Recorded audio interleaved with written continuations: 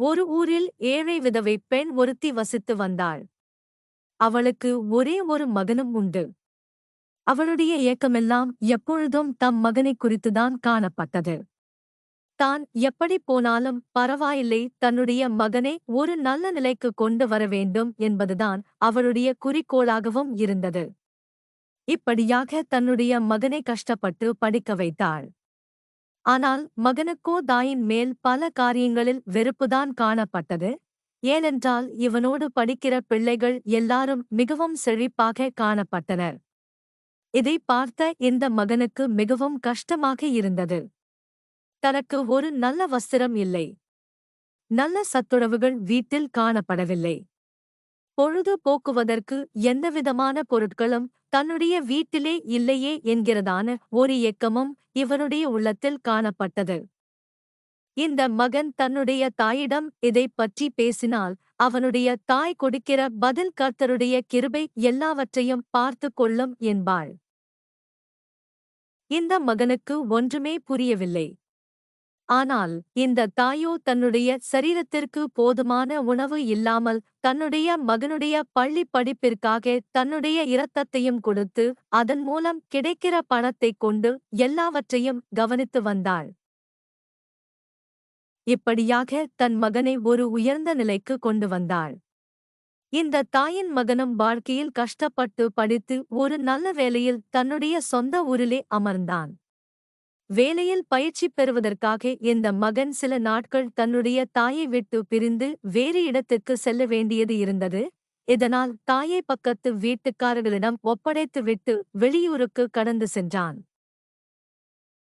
இதோ இந்த மகன் பயிற்சி முடித்து திரும்பி வரும்போது அவனுடைய தாய் படுத்த படுக்கையாய் கிடந்தாள். அவளுக்கு ஏற்பட்ட நோய் அவளை மிகவும் கொடியதாய் தாக்கியது. இதைக் கேள்விப்பட்ட இந்த தாயின் மகனுடைய இருதயம் நொறுங்கியது. அது மட்டுமல்லாமல் இப்படிப்பட்ட கஷ்டத்திற்கு காரணம் என்ன என்பதையும் தாய் தன்னை எப்படி படிக்க வைத்தாள் என்கிறதான உண்மையையும் அந்த ஊர் ஜனங்களின் மூலம் தெரிந்து கொண்டான். இதனால் அவனுடைய இருதயம் கதறியது.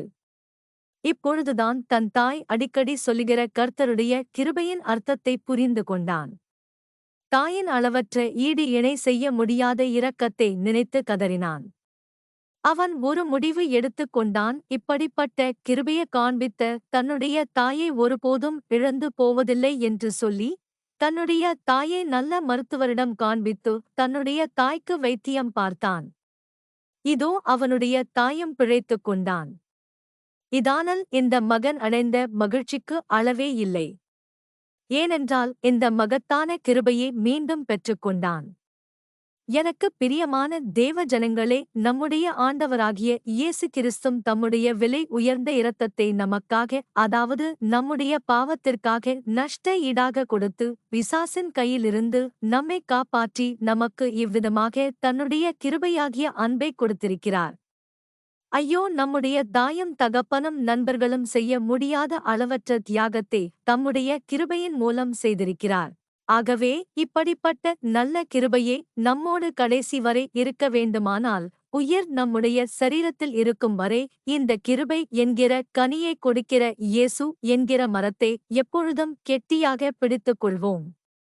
கர்த்தராகிய இயேசு கிறிஸ்து நம் ஒவ்வொருவரையும் பார்த்து சொல்லுகிறார், என் கிருபை உனக்கு போதும். 2 கொரிந்தியர் அதிகாரம் 12:9.